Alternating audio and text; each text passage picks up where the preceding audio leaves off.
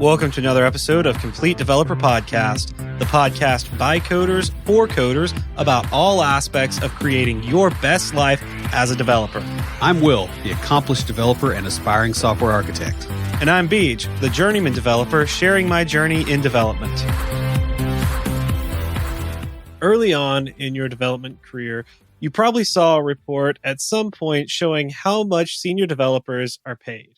Or while you were in school, you heard about it, or at any point when you were getting started, you found out about what developers get paid. While the high pay can be really nice, there are aspects of a lot of senior developer jobs you want to avoid. In short, there are things that are more important to your quality of life and sanity than just your pay. In this episode, we're going to discuss some things you should be considering in addition to salary when determining whether a particular job is a good fit. But before we get started, Will, what have you been fighting this week? Well, I gave it some thought, and I think I have an opportunity to try to switch to Linux for my recording workstation. Cool. Because, you and I are both having problems with Windows. I mean, the day we record, I have to get on at lunch and do all the Windows updates, do all the driver updates, all that junk basically so that it doesn't break during recording. And still, it's always a lingering problem. And so I've decided that I want to set up a recording machine that Microsoft can't reach into and break at random intervals. I do have a better, more advantageous situation for doing it this time. I've got the NAS here that handles all my file stuff and centralized things that used to be on that server, and so that's less stress. I have a dedicated work machine, so I'm not down and not making money when I'm updating. That machine's only got one video card instead of two now, and so there's fair few reasons that I think I could probably pull it off now, and so I'm going to give it a try. Probably starting tonight after we get done recording, I'm going to take the Scarlett over there and hook it up and install Ubuntu Studio and see what I can do with it. Awesome. So how about you? I think it's cool you're going with Ubuntu. I'm a big Ubuntu fan. So yeah, when I eventually can get over to Linux, basically I'm just waiting on Reaper to finish their beta in Linux. And then this box will go Linux until I can get a Mac for my personal machine. So personally, I finally got rid of my old wedding ring. It's about time. Yeah, for real. Yeah, it's been for sale for a while. So that was it's just been out there for a while. I took some of the money and went to the music store where I take lessons with the plan to buy a bass guitar. While there, I saw this beautiful used Gibson Les Paul special limited edition. Oh, it was gorgeous. Kind of this like cherry wine finish and just amazing sound. So when my friend who works there made me an offer for both the guitar and the bass, I just couldn't pass it up, especially since the offer for those two was less than what that guitar would cost brand new on its own. And it was only like 2 years old. So yeah, I now have a Fender Squier P bass and a Gibson Les Paul to play, and they both sound amazing. And I can really tell a difference. I intellectually knew there was a difference, but now that I have played them, I can tell a difference between the single coil Strat knockoff and the double coil humbucker pickups on the Les Paul. I realize I just got all technical and Will's just like, I have no idea what you're talking about. But basically, it's like nerd talk for electric guitars. I know what a Les Paul is. That's the ones that always get stolen. That's true. They do get stolen a lot at shows. Yeah. A friend of mine had one of his stolen not too long ago. Let's see. My aunt passed away a couple of months ago. I think I mentioned that. I don't remember. A lot's happened lately. She was sick for a long time, so it wasn't anything sudden. And it wasn't related to anything going on in the world right now. But I was given her old stereo system. It's amazing. Well, for the time that it, came out, it's amazing. Dual cassette, 6-disc CD changer, turntable, and speaker so big, the volume, while it goes up to 30, shakes the floor at 6. Nice. Yeah. Everything works except the turntable. I just think it needs a new belt. I've added a Bluetooth receiver so I can play music from my phone. Still working on connecting Alexa, though I can play my new guitar along with music that I'm playing through the stereo, and it sounds amazing. In work news, I got permission to work Friday while everyone was off for the 4th of July holiday here in the United States of America. That was nice. No interruptions. I got as much work done in one day that I normally get done an entire week. When I came back on Monday, though, I didn't get a thing done because I was constantly being interrupted or on calls helping someone with something that they didn't finish the week before. That's how it is. But yeah, that was it was nice having a day of just like, let me completely focus. Amanda was at work. She worked a double that day.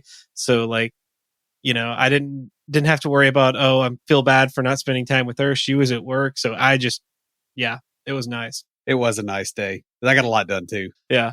No. In fact, we were chatting some during the Yeah, day. we Just were. like, yeah, this is great. Yep. So, guys, your advertisement could go here. If you like the show and want to advertise on here, send us an email to adverts@completedeveloperpodcast.com. We have short-term, long-term, and other sponsorship opportunities.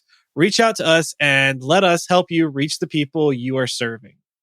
If you've ever taken a higher paying job just because of the pay increase, there is a pretty good chance that you have some horror stories. I know I do. Whether it was management with bad tempers, expectations of working 80 hours a week, or simply working on ugly systems, sometimes higher pay comes with things that make it worse than a lower paying job.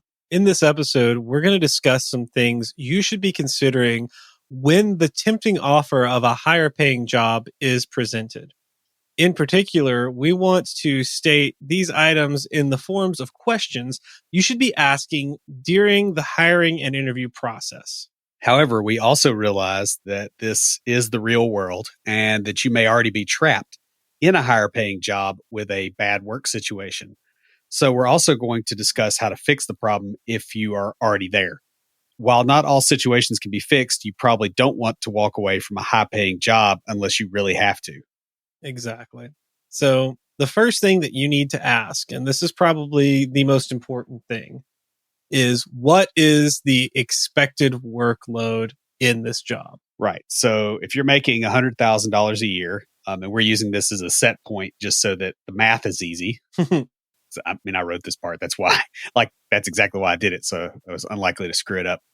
$100,000 a year with 40-hour work weeks and 2 weeks of vacation / sick time, which is normal for America and abysmal for Europe. But, that's a whole nother thing. That's about $50 an hour. And then you've got like your medical stuff and, you got other things going on in there. If you go up to 80 hours a week, that's $25 an hour, right? For the same pay. $25 an hour is a different kind of job, right? Mm-hmm. Probably not what you were looking for as a developer. Yeah, a lot of people don't tend to think of the hourly pay when they go salary. Yeah. I mean, that's the intent, right? Is to make you not think about it. Mm-hmm. That's a lot of companies really do that. Now, some degree of extra time in a technical work environment is not a surprise. For good or ill, it's somewhat expected.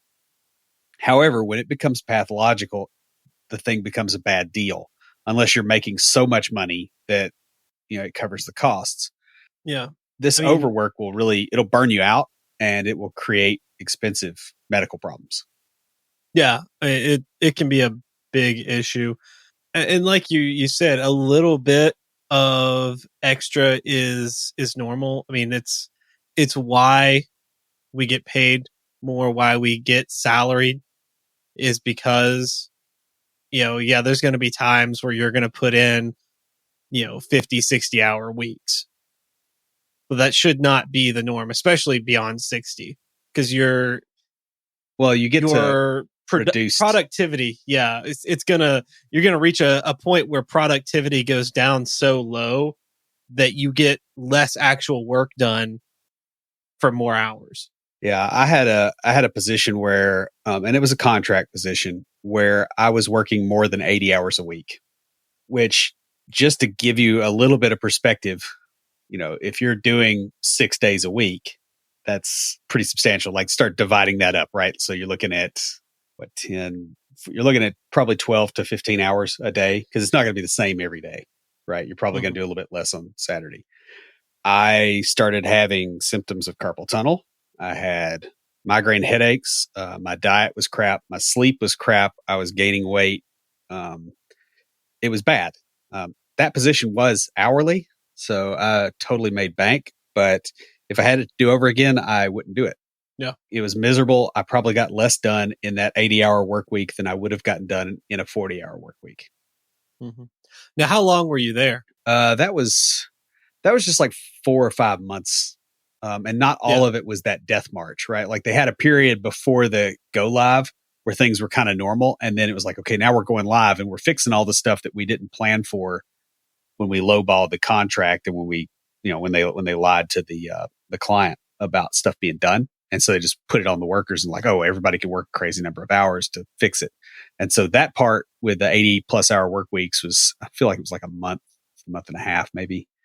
Mhm. It was right as we were getting ready to move into this house. In fact, I was trying to talk to the bank loan officer over the phone while I was working at this job, while I was at lunch, and got yelled at that I needed to get back to work while I was on the phone. The situation was so pathological. I had somebody basically get in my face, and I had to threaten to put their head through the wall to get them to leave me alone while I'm on the phone with the bank. It was absolutely unreal. So when you're in one of these situations, a lot of times it's a job that seems like it's okay, and then it changes into this type of environment, Mhm. right? Like, they don't just like drop you into this most of the time. The fix is that you've got to start pushing back on management when they want you to work an excessive number of hours. And if pushing back on them doesn't fix it, then you need to go somewhere else. In fact, I would say that if it's gotten to this point, go ahead and have the resume out and start interviewing before you even start pushing back. Yeah. Because like, this is really serious, and it will really mess you up for a very long time. No, I remember right before I got hired on full time when I was still contracting.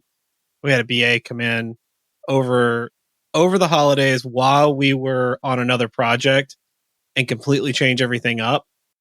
Yeah. And we came back and we had like 2 sprints left of work to do. And we came back and there was 30 new stories.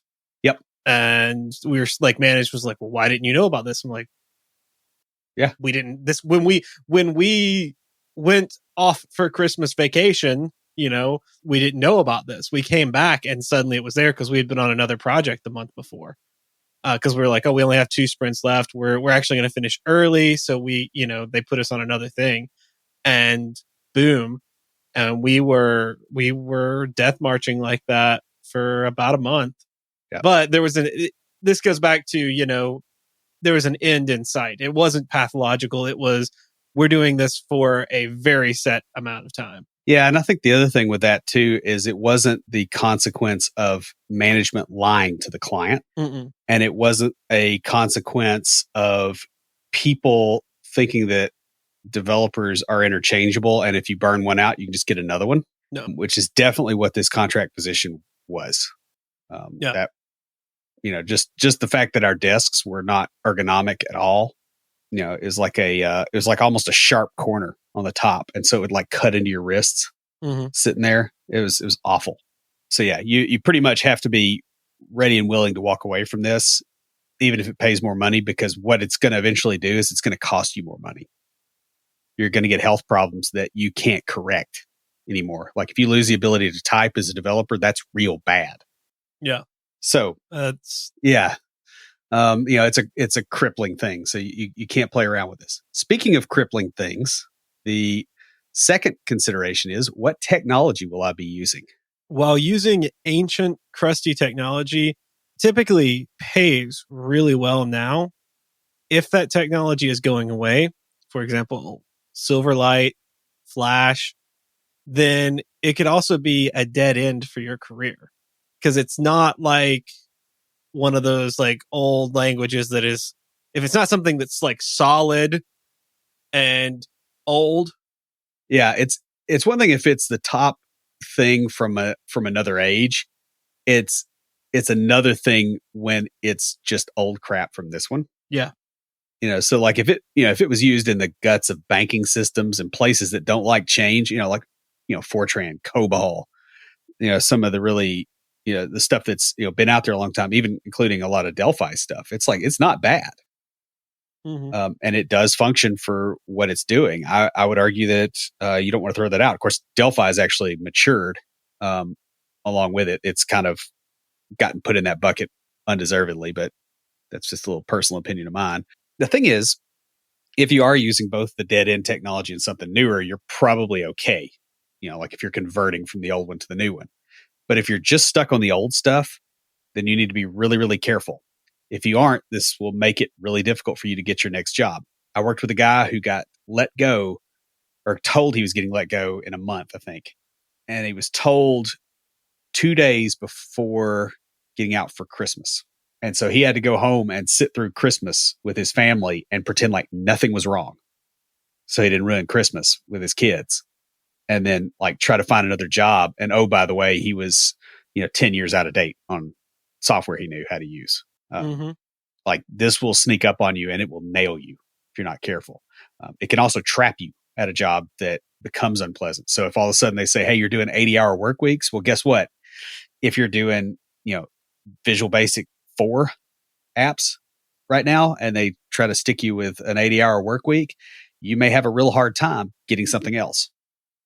Yeah, and you won't have time to learn, even if Right. it's just learning newer VB stuff. Yep. You won't So have you'll time be for stuck. that. And Yeah. your options are get fired and lose everything or quit and lose everything. And yeah, and if you're the sort of person who doesn't plan ahead on that one thing, there's a distinct possibility you don't plan ahead on finances either. So it's just a double whammy. If an employee is only working on an old technology, a lot of times when the company moves away from that technology, the employee will lose their job because, what are they going to use them for? They don't want to pay to train you for a year and then put you on something else. So yeah, it's really bad. If this sounds like your current situation, you've got to start trying to learn about the newer technology that your company or your organization is using, or you need to go elsewhere before you get laid off. So it might be you learn something new and you start applying for jobs outside the organization and you get one and you go. Mm-hmm. Or you start looking for jobs doing the same thing, but that maybe they're moving, like they're looking for someone who knows the older tech because they need help moving it to newer tech. Right. And so in the process of maintaining that older, you're learning the newer stuff. Start looking for that now. Because if your current job is moving that direction and not bringing you along, Yeah. you need to either start going along or find a place that'll take you along. Yeah. It's totally the pirate code. If you get left behind, you're left behind.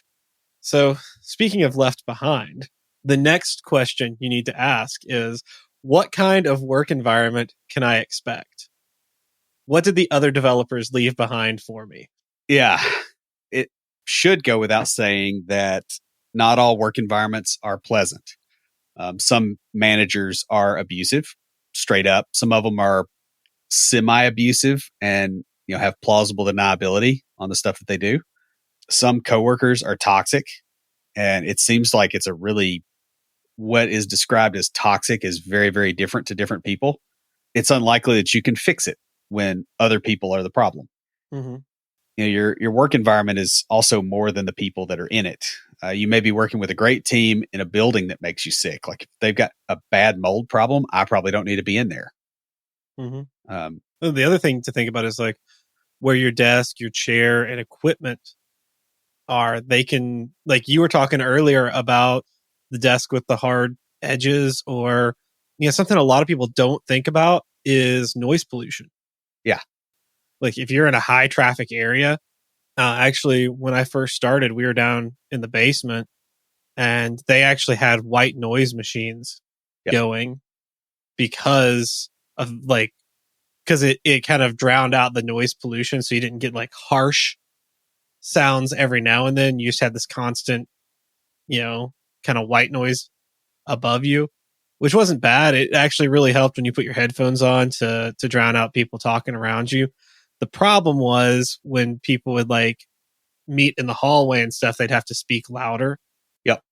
So when we went to an open floor plan and we only came in once a week, the lawyers' offices were all around, like they lined our area, and they're constantly complaining about the one day a week we were in the office. And it's like, look, we have to talk loud enough for each other to hear.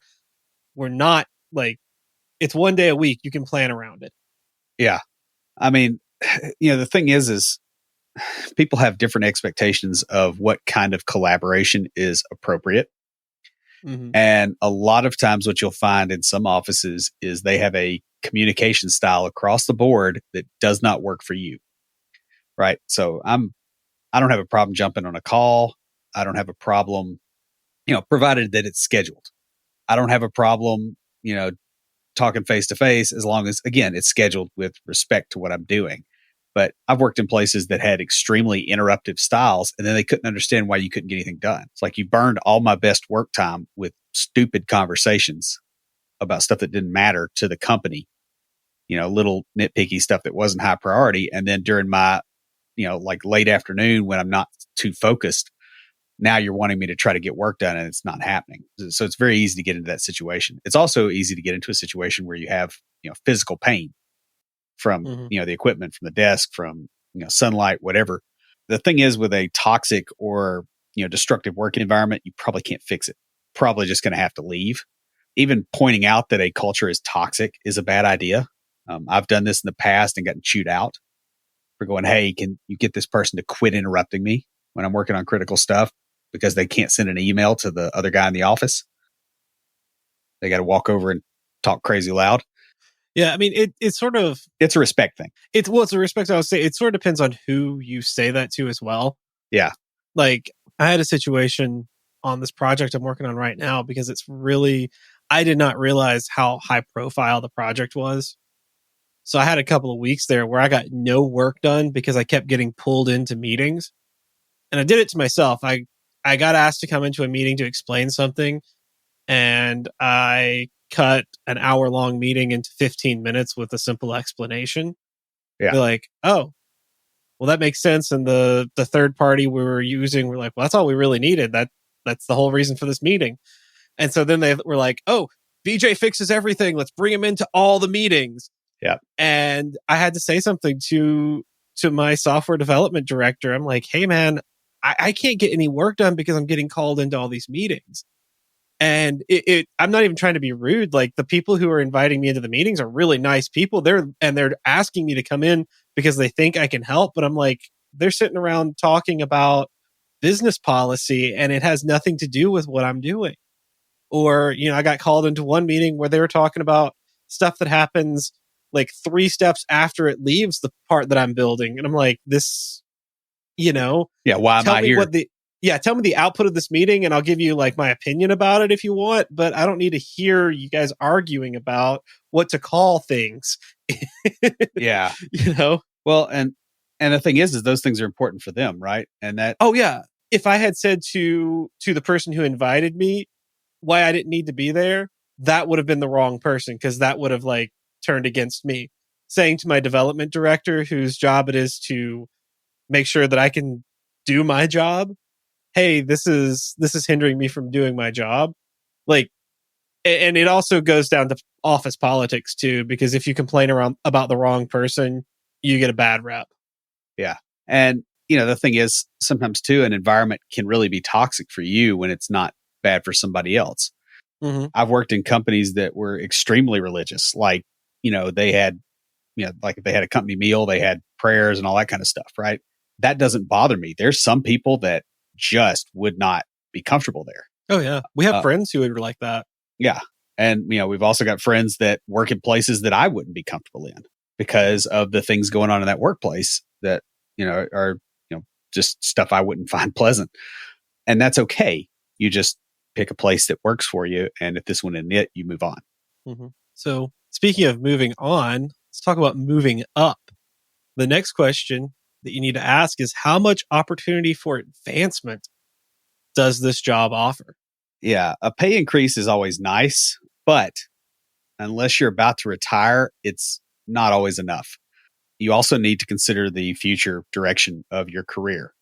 So if you want to make some move to management at some point, for instance, Mm-hmm. you need to be headed that way at all times, to the degree possible. Similarly, if you're trying to go and do software architecture type stuff, you need to be able to go that way. You don't need to be, having somebody go, well, that's not your job, and we're not going to let you learn anything about it. And there's companies that are like that they're just, you're here to fill a position, and when you don't fit, you move on. It's not just about what new tech you get to use. You should also consider whether you can get promoted to even just a team lead position or to management, because if that is an eventual goal and you aren't moving that way, you're probably, just kind of sitting, and it's too easy to coast. And so when it comes time to go somewhere else and try to get there, you have a harder time doing it because now you have habits. Yeah.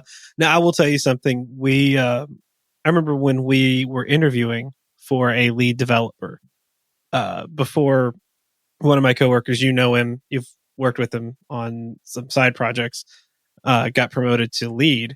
He and I were both on the interview team. He was the UI developer. I was the API developer on the interview team for our new lead. And his big thing was they either need to know more about the UI than he did, or they needed to have more management experience. Right. Like they needed to have management experience or know more about the particular technology we were using. And what we found was almost everyone who was applying for the position was looking to move into a lead position, because so many people that like they move out of their area. This is especially true in the public sector where you move to another department or another division to move up. It's also true in the private. Yeah. But the problem is we were only getting people trying to move up, and few other areas were actually using the same technology, because it was a newer one.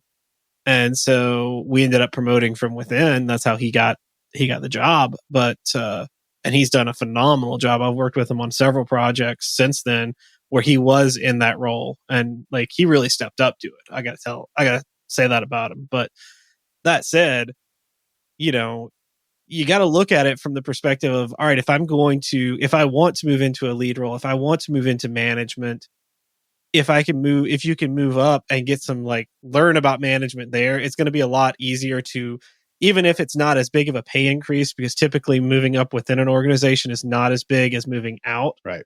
You move up and you get that. I don't say this sounds bad, but you get that on your resume. You get that. All right, I've had a year or two as a manager, and I'm looking to move over here, looking to make more money going somewhere else. That's going to help you get a management job. Like if you've already done the job, it's going to help you get the job. If that makes sense. Yeah. Yeah. The best fix really for this situation, if you're in it, is to start having honest conversations with your management about where you want your career to go. Because a lot of times if they find out that, hey, this person wants to go and be a manager, you'll get better feedback. You'll potentially even find a mentor that way that will be like, hey, do it this way instead of this way. Because everybody is awful first time they manage, right? Just like the mistakes you make, like the stuff you don't even think about. It's better to go ahead and start, getting some of those learnings in a safer environment versus jumping to a brand new position that you don't know anybody in and you start making the mistakes on your first day. So yeah, definitely actually talk to management. And you may also find that, hey, there is no opportunity for growth here. You're coming in, everybody else here has been here for 20 years. None of them have gotten promoted either. You're not going to have any additional responsibility. And it's good to know that up front, because now it's a negotiating point. It's like, okay, well, I'm going to need a higher salary or something to make up the difference, because it's limiting my options. Either I need to have money that, makes it worth me staying, or I need to have something that makes it where I can make more money in the future. as opposed to ever declining standard of living. Mhm. And the nice thing is, if you get your management involved and you start asking them for advice, they will help create your candidacy because now they've got buy-in, right? Mhm. So they helped make something happen. They'll help make something happen. Yeah. So the next one, and I hate to always put a shameless plug for the book in here, but this kind of hit me after writing the outline is, where is this job located?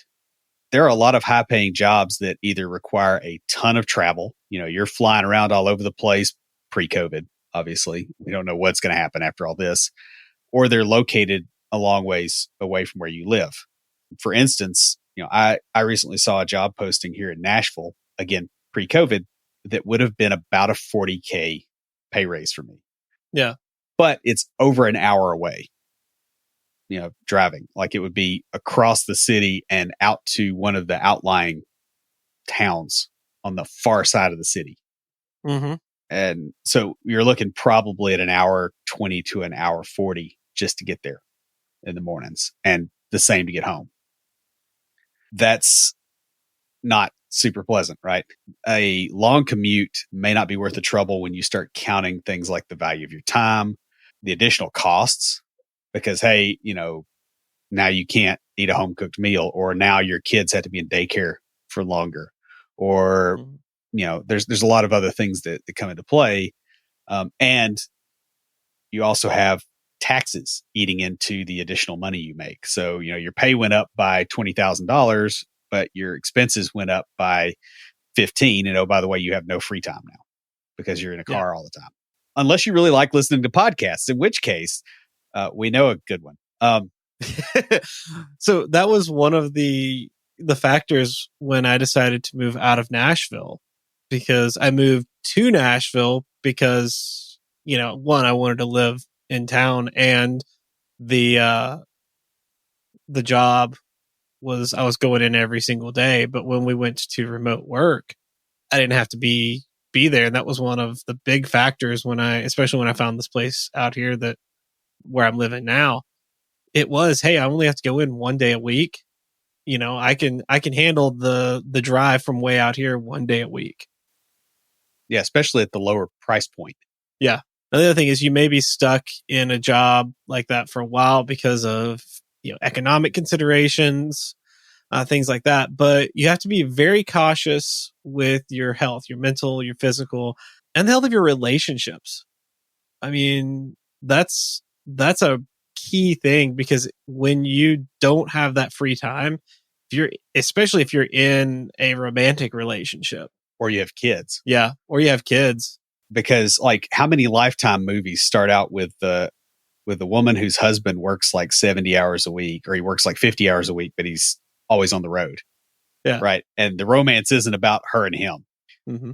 right? Like, that's a very real thing, and yeah, it damages your relationships.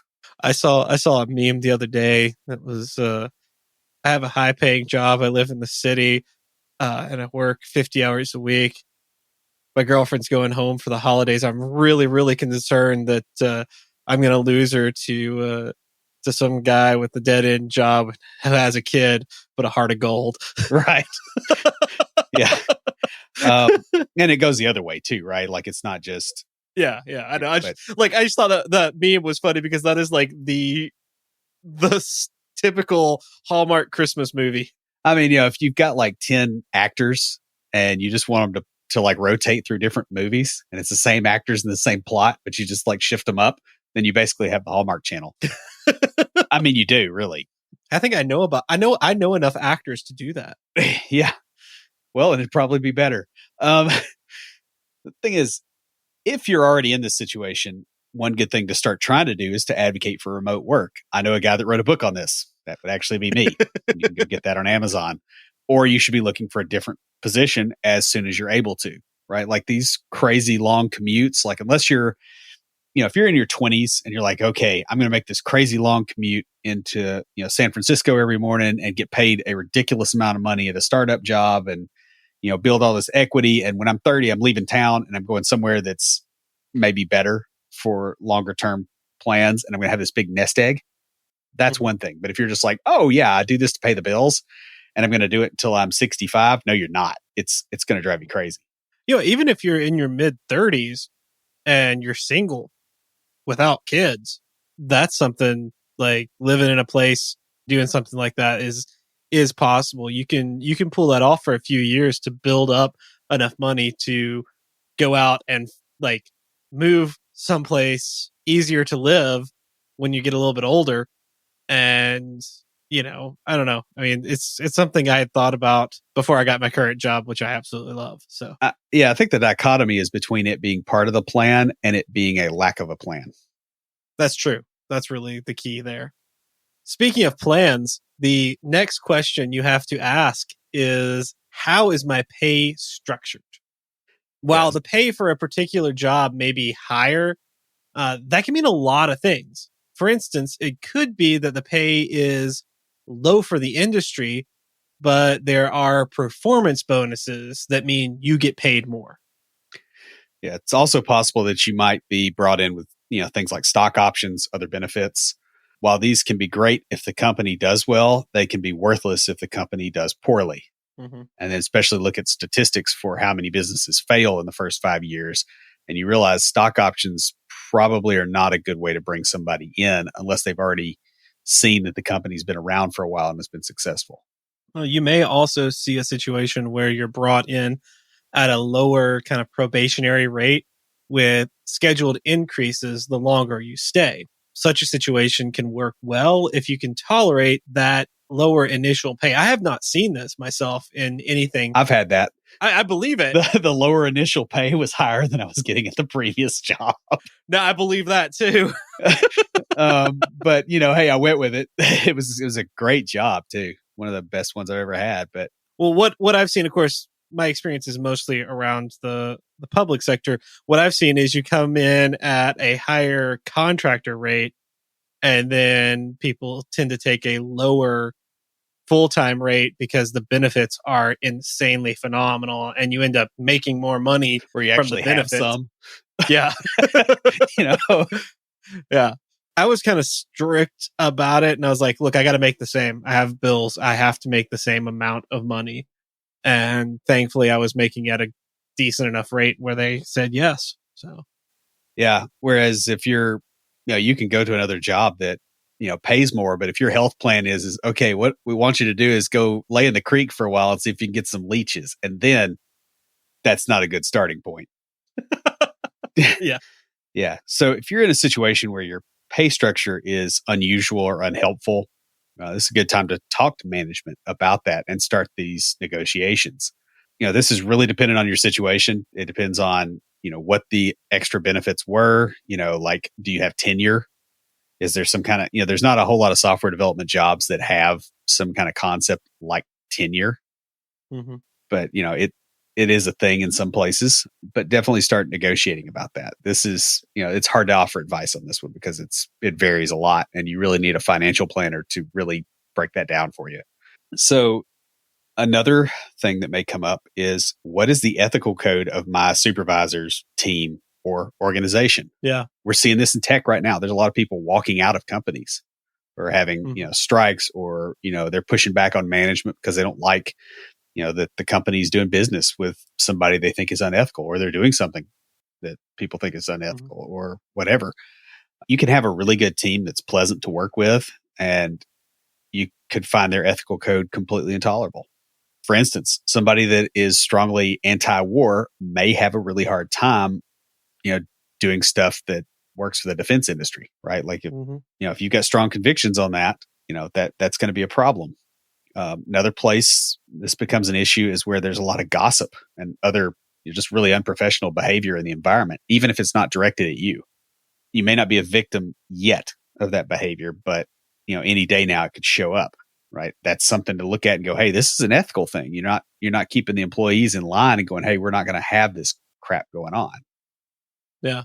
Now, what's funny is not in an employment place, but I've heard friends of mine say about their families, like, my parents, they gossip about, my brothers and sisters, so I'm pretty sure they gossip about me to them.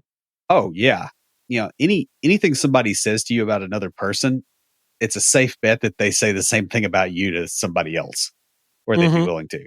So yeah, that's an ethical thing. To avoid landing in this situation, you really have to meet the team and get an idea of how they interact. Of course, they're going to be on their best behavior, right? Like this is like a first date. But if you do see something that's pathological there, it's probably worse in reality. Interview interactions are a warning. They're not necessarily a fail-safe warning. For instance, if the interviewers are trash talking a previous employee or a current one that they're about to fire, they're going to do the same thing to you when your time comes, right? Like you're not going to go in and fix that more than likely. Every so often when, they'll get a bad apple or something and, they're legitimately telling the truth. A lot of times it's like, no, the organization is just badly organized and they're blaming a person. Typically, if you have a bad apple, they will talk more about what they did. Yeah. And less about the person. You will not hear a name or anything like that. They will try to avoid that. This is just like, even outside of development, this is something that is you have to look for in interviews. And it's something that I have noticed with jobs where I've interviewed is if they are complaining about something, when it's something like that, they're talking about the person. When it's something like, oh, they had a bad employee, they're talking about what they did. Right. And they will rarely mention the person, Yeah, it's a difference between saying, "Hey, we had a previous employee that set the building on fire." That's bad. That's a script with the employee Yeah. versus, this guy was just a total loser and da da da da. Mm-hmm. If you look at that dichotomy, the big thing though, when you find yourself in this situation in an existing job, you're probably going to want to get out. It's hard to turn that thing around. However, before you do that, you need to start carefully considering what warning signs were actually present in that job before you got it so that you don't do it again. Yeah. And then get out. Right. Evaluate why the airplane's on fire and then get your parachute just in case you end up on another one. Yeah. Speaking of warning signs, another thing that you have to ask is, how does this organization interact with their clientele? The way that your organization deals with potential users can also be problematic enough that the job is not fun. For instance, your team may be great to work with, but your clients could be a royal pain. Yeah, they could be lawyers. No, seriously. Some clients are just miserable, right? Mm-hmm. Even with the best team in the world. I've had experience, dealing with lawyers who are not technically inclined, because a lot of times what they tend to do is they have a sense of entitlement. Okay, I'm a lawyer. I've done all this other stuff. That's great. But like when I'm telling you something won't work, it won't work. It doesn't matter what you think about it because you went to law school. I went for a comp sci degree. And so I've had some very, very bad experiences with non-technical lawyers, and I can tell you that I try to avoid them as a group. That's funny because there are a lot of lawyers. Like I have a lot of friends who are developers now who used to be lawyers. If a lawyer ever goes into development, they tend to be phenomenal because they have the they're really good at. Yeah, I would say they're really good at that thought process, that catching exceptions and like poking around the edges of stuff. They're it is very, very similar, right? It's a legal code. Mm-hmm. There's a reason we use similar words for similar things. But non-technicals, not so hot to work with, just in my opinion. I'm sure that I'll probably get a flame about that. Actually, I won't, because they won't be listening to this podcast. I will say this too. I mean, it's not just lawyers. No, it's not. I've worked with some, non-technical business people who were just, it's a personality thing. And I've worked with some people who knew absolutely nothing about technology, but were an absolute pleasant, I enjoyed working with them. And I would work with them again anytime, just because they were a pleasure to work with and work for. There are some people who, no matter how much they may know, like all sorts about technology. Yeah. And I won't work with them. Yeah. You and I both know one.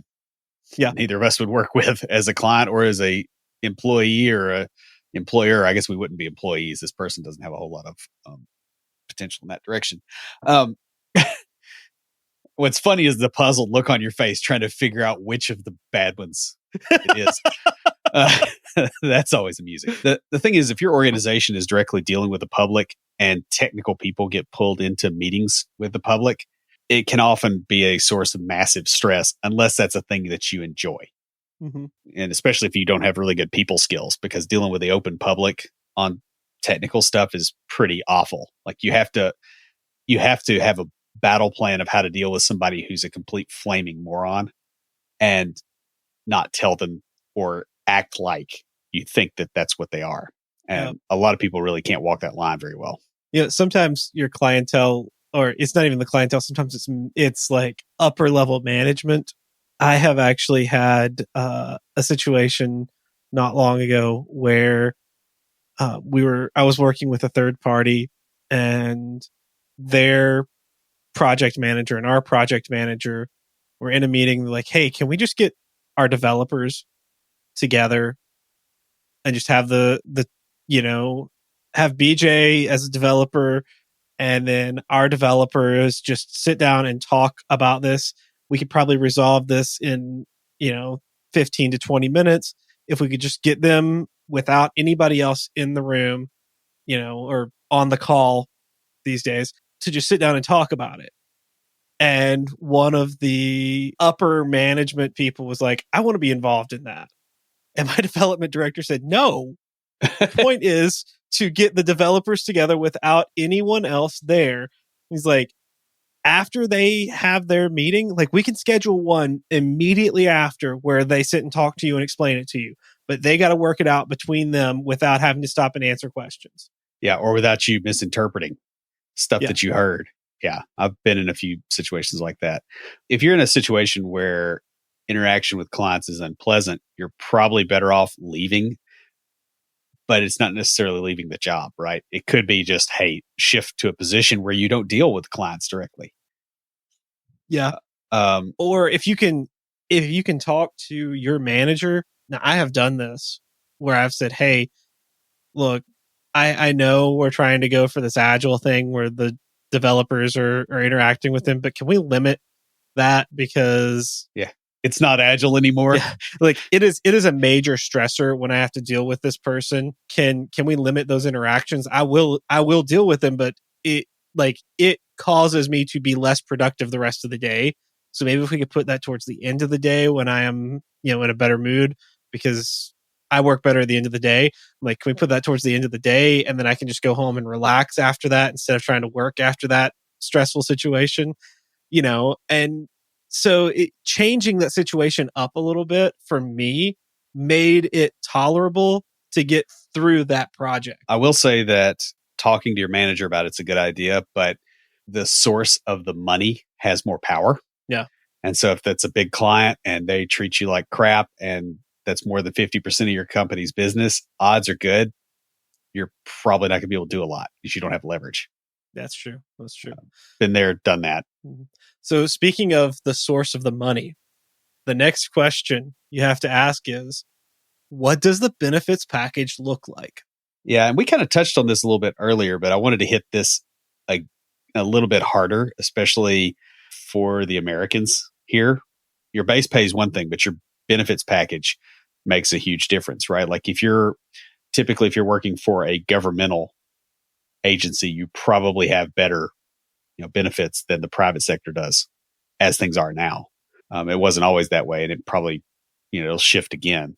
But companies can be very willing to pay you a few thousand extra dollars a year, and then skimp on stuff like health plans, retirement, the amount of vacation time that you get, which days you're off. Can you work remotely, or are we going to get you a decent computer?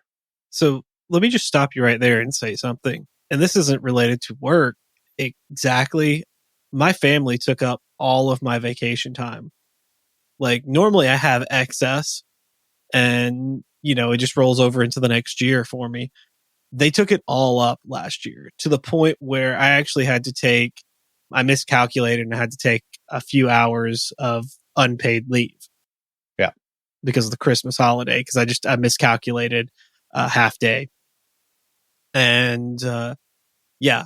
So your amount of vacation is very, very important. Well, the other thing too is if you get fired and you've built up vacation, they pay you for that. Yeah. I know there are some people who don't take vacation and stuff. I do a lot of I go to a lot of conferences. Usually they let me count that as training, but if they don't, I've got the vacation for it. But I also travel a lot. I like doing that. I like taking a couple of days off every now and then. And that is very, very important, especially if you have a family. Even if you don't, just getting away and not thinking about work for a few days is very important. Having those vacation days is very, very important. Now that said, if a company is not willing to invest in training their employees, like I said, I take some of that time as training. That means that you got to handle your training yourself, and that costs money and time. Yeah. And by the way, it's the same thing as your health plan too, right? Like, especially here, now in the US, it's, this is something you need to continue moving forward. And your company, if they're not paying for your health care or your, on the job training, you're going to have a bad consequence down the road and potentially be out quite a bit more money. Yeah. As a result of that. If you're already in the situation, it's usually because your life situation has changed. Yeah. For instance, you get a job, you're young, you're single. Great. You stay there for a few years, you get married, have a kid, find out that you've got, some medical condition or you get hurt in a car wreck, and benefits can trap you in a job, or they can make it where it's unsustainable to stay in the job, even if you get a $20,000 a year pay raise.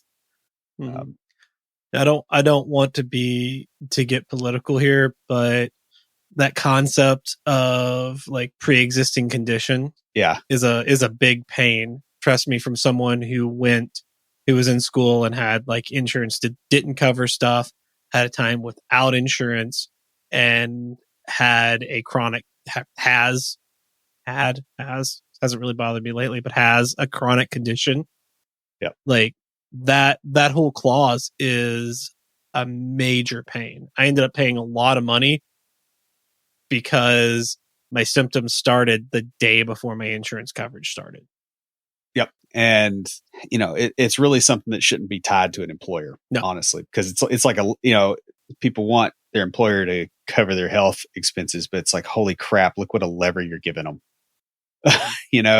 That's, it really will backfire. And I get why actually that would make a good episode. Let's put together an episode on understanding insurance, because that's a pain for a lot of people. Yeah. And maybe just get somebody in that really knows their stuff. Cause we've both got parts of it, but I think it would be better to have a real professional that we could really. Yeah. I used to sell it, Yeah. But somebody that I know what you mean. Really is deep in the weeds on that, because you and I are both way too interesting to be into that. Just get flow on here. Yeah. Honestly, guys, we're both pretty hesitant to give advice on this because it gets complicated. Like I said, I was trying to avoid being political and still kind of brought up a little bit of stuff there. And I think it's impossible. It's not just that it's complicated, but it's that there aren't good answers in a lot of cases. It's just, it's going to be awful for you to pay for your medical care, because the medical system here is just, it's gone nuts. Mm-hmm. And until stuff changes, it's going to be that way. It doesn't matter who's paying. Yeah. So the last one we're going to talk about in this episode is, where do I fit in the business? You may also discover that organizations treat development departments very differently depending on the role of the development department. For example, development groups that are profit centers rather than cost centers are often treated much better. Yeah. My experience really bears that one out. I've worked at companies that were legitimately software companies, and they made money from their software, and they made sure the developers had good equipment. You were treated well, good benefits, that kind of stuff. Nobody screaming at you, those kind of things. And then I've worked in organizations that development was not the core concern. So you're writing software that tracks things like expenses. And the way you got treated there was not even, it was light years difference. Still, some of those organizations were good. It was just, it was harder for them to be good. I guess is the best way to put it. So it's like the difference between really good pizza and really good broccoli. It's like, yeah, it's possible for it to be as good, but honestly, nice greasy pepperoni pizza is going to be better than most of the broccoli you're going to eat. That's true. That's true. Organizational topology can also cause other headaches. Like, depending on your organization, your development team may be regularly required to handle things such as support, server maintenance, project planning, or testing. Or And network wiring for that matter. yeah, this may not be what you want to do. Like, they may have just like this general IT department, and you as a developer are hired into it, and you're just supposed to do everything. Yeah. And I've worked in companies like that. I've got a good friend who owns a company like that, and I've done, work for him in the past. And, I didn't know what I was going to do on any given day. One day I might be writing code. The next day I'm up in the ceiling in a flour mill running coax cable. Hmm. And, the next day I'm, helping build, a computer that goes into like a kiosk. And, the next day I'm working on a, set of scales, like industrial scales, like you just never knew.